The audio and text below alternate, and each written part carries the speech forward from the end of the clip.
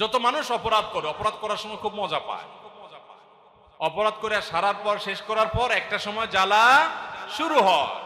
এই যে যত দুর্নীতিবাজ ধরা পড়তেছে দেখেন না, একটার পর একটা আছে না? যখন টাকা পয়সা কামায়া লালে লাল হয়ে গেছে, আঙ্গুল ফুলে কলা গাছ হয়ে গেছে, তখন তো খুব মজ মাস্তি আর ফুর্তিতে ছিল। ধরা পড়ার পর মান সম্মান, ইজ্জত, আত্মীয় স্বজন, সমাজ, কোথাও মুখ দেখাবার সুযোগ নাই।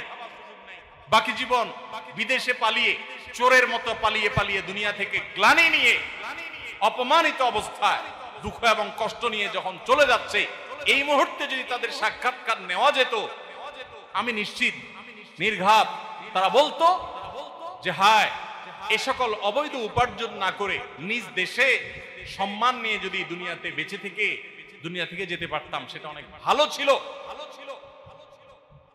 তারা ওই কানাডার বেগম পাড়ায় বাড়ি করে অনেক সুখে শান্তি থাকতে পারে, কিন্তু দিন শেষে সবাই জানে যে লোকটা চোর, সে দুর্নীতিবাজ, সে ডাকাত। এই গ্লানি নিয়ে তার ছেলে মেয়ে, তার পরিবার মরণ পর্যন্ত ধুকতে ধুকতে মরবে এবং যাবে।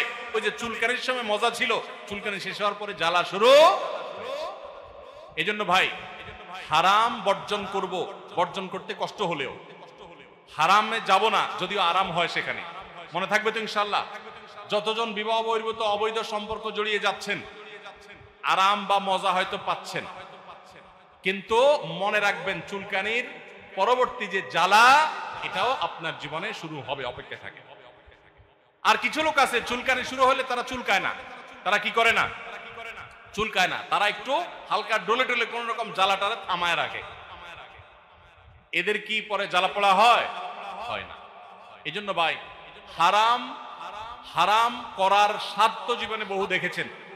হারাম থেকে বেঁচে থাকার কষ্ট আছে, কিন্তু কষ্টের পর যে স্বাদ আছে সেটা অনুভব করার চেষ্টা করেন। সবচেয়ে বড় স্বাদ শুরু হবে মৃত্যুর পর, অনন্তকাল পর্যন্ত সেটা চলতে থাকবে। আল্লাহ রাব্বুল আলামিন আমাদের সবাইকে ইবাদতের স্বাদ, হারাম বর্জন করার স্বাদ আস্বাদন করার তৌফিক দান করুন। গোটা পৃথিবীর মানুষ যদি অপরাধের স্রোতে গা ভাসাতে থাকে, আল্লাহ আমাদেরকে স্রোতের বিপরীতে চলার তৌফিক দান করুন। হিজরতের শিক্ষা আমাদের জীবনের পদে পদে ধারণ করার তৌফিক দান করুন। মনে থাকবে তো ইনশাআল্লাহ ভাই? আমরা আবারও বলছি এক নজরে হিজরতের শিক্ষাগুলোর ভিতরে এক নম্বর হলো, হিজরত আমাদেরকে শিক্ষা দেয়, স্মরণ করিয়ে দেয় যে আমরা যখনই জীবনে সততার পথে চলবো, সত্যের কথা বলবো, তখনই সেখানে বাধা আসবে, মন চাইবে না, মানুষজন চাইবে না, আত্মীয় স্বজন চাইবে না, নানা রকমের বিপদ আসবে, বিপত্তি আসবে। এগুলোর জন্য আগে থেকে প্রস্তুত থাকবো। কিন্তু যত বিপদই আসবে, নবী সাল্লাল্লাহু আলাইহি ওয়াসাল্লাম যেরকম হিজরতে নিজের আদর্শকে বিকিয়ে দেন নাই, আমরা আমার আদর্শে কোনো ছাড় দেব না। ঈমান এবং তাওহীদে কোনো ছাড় দেব। নবী সাল্লাল্লাহু আলাইহি ওয়াসাল্লাম যেরকম নিজের মাতৃভূমি ছেড়ে দিয়েছেন, তবু ঈমান ছাড়ে নাই। আসহাবে কাফের যুবকেরা ঠিক একইভাবে নিজের মাতৃভূমি ছেড়ে দিয়েছেন, তবু তাওহীদ ছাড়েন নাই। আমিও আমার জীবনে সবাইকে ছাড়তে হয়, ছাড়বো। সবার সাথে সম্পর্ক ছিন্ন হইলেও হোক, সবাই নাখোশ হলেও হোক, তো আমি আমার আদর্শ আর ঈমান কখনো ছাড়বো না। হিজরত আমাদেরকে শিক্ষা দেয়, জীবনে যত বিপদই আসুক না কেন, সে বিপদ চিরকাল প্রলম্বিত হয় না, খুব অল্প সময়ের মধ্যেই সেটা দূর হয়ে যায়। রাতের অন্ধকার, রাতের গভীরতা, অন্ধকার যত বাড়তে থাকে, সকালের আলো তত নিকটবর্তী হতে থাকে। হিজরত করেছেন নবী করিম সাল্লাল্লাহু আলাইহি ওয়াসাল্লাম, সাহাবায়ে কেরাম নিজের মাতৃভূমি ছেড়ে চলে আসতে হয়েছে, বেদনাদায়ক ঘটনা। কিন্তু এর অল্প সময়ের ব্যবধানে আবার এই মক্কা তারা বিজয় করেছেন, একরকম রক্তপাত ছাড়া বলতে গেলে।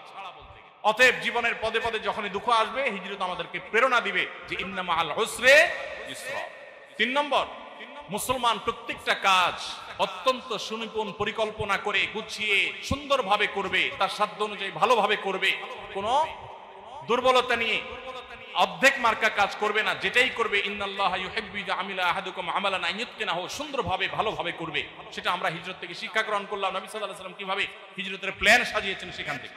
4 নম্বর হলো, এত প্ল্যান পরিকল্পনা করার পরও আল্লাহর প্রতি তাওয়াক্কুল হবে আমাদের মূল ভরসার জায়গা, মূল শক্তির জায়গা, যেমন নবী সাল্লাল্লাহু আলাইহি ওয়াসাল্লামের ছিল।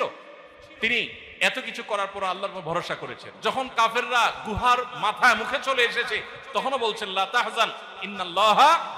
ঈমান কোন লেভেলে থাকলে শত্রুর চোখের সামনে এসে বলছেন আল্লাহই রক্ষা করবেন, দৃঢ় চিত্তে এই কথা বলতে পেরেছেন। এখান থেকে আমরা শিক্ষা পাই, জীবনে যত কঠিন সময় আসুক, আল্লাহর প্রতি তাওয়াক্কুল বা ভরসা কখনো ছাড়া যাবে এরপরে যদি আমি বিপদে পড়ে যাই তাহলে বুঝতে হবে আল্লাহ এর মধ্যেই আমার কল্যাণ রেখেছেন। 5 নম্বর সর্বশেষ হলো হিজরত মানেই হলো ত্যাগ, স্যাক্রিফাইস। সাহাবীদের স্যাক্রিফাইস, নবী সাল্লাল্লাহু আলাইহি ওয়াসাল্লাম স্যাক্রিফাইস, মুহাজিরদের স্যাক্রিফাইস, পরিবারের সদস্যদের স্যাক্রিফাইস, জমি জমা রেখে, সম্পদ সন্ততি রেখে, প্রিয়জনদেরকে রেখে, আত্মীয় স্বজন রেখে চিরকালের জন্য চলে যাচ্ছে এমন এক গন্তব্যের উদ্দেশ্যে, যে গন্তব্য থেকে আবার কখনো নিজের মাতৃভূমিতে আসতে পারবেন কিনা নিজেও জানতেন না। এই স্যাক্রিফাইস, এটা ইমানদারের জীবনের সবচেয়ে গুরুত্বপূর্ণ বিষয়। স্যাক্রিফাইস ছাড়া, ত্যাগ ছাড়া ইমানদার কখনো ইমানদার হতে পারে না। আপনি যদি সবর করতে পারেন, ধৈর্য ধারণ করতে পারেন, আল্লাহর ফয়সালাকে মেনে নিতে পারেন, ঈমানওয়ালা হন, তাওহীদের উপরে প্রতিষ্ঠিত হন, তাহলে মৃত্যুর সঙ্গে সঙ্গে আপনার অনন্তকালের যে জান্নাতের নেয়ামত প্রাপ্তি শুরু হবে, সেটা কি আপনার এই স্বামী, আপনার ছেলে মেয়ে, আপনার শ্বশুর বাড়ির লোকজন, আপনার বাবার বাড়ির লোকজন যারা আপনাকে জুলুম করেছে জীবনভর, তারা কি আপনার আল্লাহর জান্নাতকে ঠেকাতে পারবে? তাহলে ইমানদার ডিপ্রেশনে ভেঙে পড়ার, নিরাশ হয়ে যাওয়ার কোনো স্কোপ নাই। কারণ আমার যত বিপদই আসুক না কেন, এই বিপদের এন্ডিং আছে, কখন না কখন এটা শেষ হবে এবং সুখ শুরু হবেই হবে। কিন্তু যার ঈমান নাই তার তো আসার কোনো জায়গা। ধরেন একজন নাস্তিক, সে জুলুমের শিকার। মানুষ শুধু মুসলমানরা জুলুমের শিকার হয়, মুসলমান জুলুমের শিকার হয় না? মুসলমানের জীবনে বিপদ আপদ আসে না? ধরেন একজন আল্লাহর প্রতি অবিশ্বাসী মানুষ, তার জীবনে বিপদ আপদ এসেছে, জুলুম সহ্য করতে করতে সে মরে গেছে। তার এই দুঃখের শেষ হয়ে সুখের শুরু হবে এমন কোন আশার জায়গা আছে? কেন নাই? যেহেতু ঈমান নাই, মরার পরে জাহান্নাম। আর জীবনভর সে দুঃখ ভোগ করে গেছে, এর কোনো সান্ত্বনা আছে? আর ঈমানদারের সান্ত্বনা আছে, আমার যত বিপদ হয় হোক, আমাকে একজনে কষ্ট দিচ্ছে, দেখ কত দিবে, আল্লাহ একদিন ওর বিচার করবেই করবেন। কোন সন্দেহ আছে? কোন সন্দেহ আছে? ফামান ইয়ামাল মিসকালা যাররাতিন শাররাই, যাররা পরিমাণ খারাপ কাজ করেছে, মন্দ কাজ করেছে, জুলুম করেছে, তাকে তার প্রায়শ্চিত্ত পেতেই হবে, মিস করবে না। আল্লাহ রাব্বুল আলামিন আহকামুল হাকিমিন, দুনিয়ার বিচারক। ভুল করে, আল্লাহ ভুল করেন না, আল্লাহর কোনো ভুল হয় না।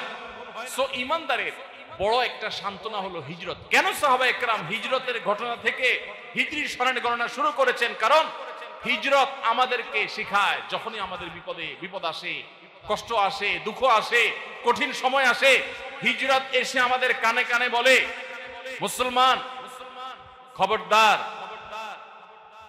তুমি ডিপ্রেসড হবে না, তুমি দুশ্চিন্তাগ্রস্ত হয়ে আশাহত হবে না, মনমরা হবে না। ওয়ালা তাহিনু ওয়ালা তাহজানু ওয়া আনতুমুল আ'লাউনা ইন কুনতুম মুমিনিন। ভাইরা আমার, তাহলে হিজরতের ঘটনা, আমাদের হিজরতের ঘটনার স্মরণ আমাদের জন্য উপকার আসে না ক্ষতি আসে? হিজরতের ঘটনা কি আমাদের উপকার করে না ক্ষতি করে? হিজরতের ঘটনা আমাদেরকে প্রেরণা যোগায়, শক্তি যোগায়, সামর্থ্য যোগায়, তাই না? হিজরতের ঘটনা আমাদেরকে দুঃসময়ে পাশে দাঁড়ায়। হিজরতের ঘটনার স্মরণ যখনই হবে, তখনই আমরা আবার ঘুরে দাঁড়াবার শক্তি, সামর্থ্য, শিক্ষা এবং স্বপ্ন দেখতে পারবো ইনশাআল্লাহ।